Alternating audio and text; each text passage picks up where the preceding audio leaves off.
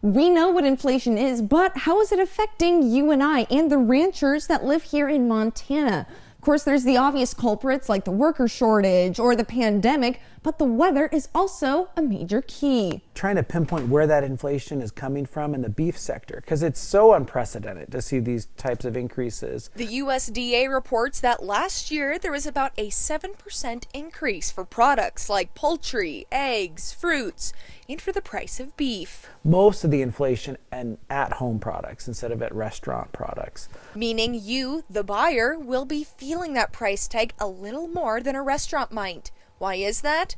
Well, more people started cooking at home during the pandemic. But where is this price hike coming from?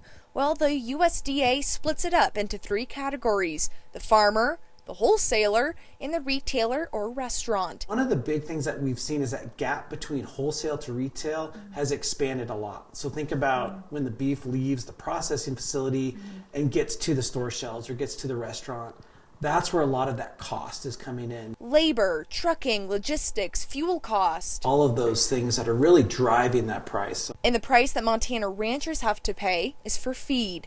Worst drought I've experienced since being here, and really you look back historically, it's a pretty serious drought. And so that's had the biggest impact. Can you find enough feed, forage, to keep those cows in Montana? Keeping them in Montana. And a step toward that is by proposing small meat processing plants to be built here in the state, like near Whitehall.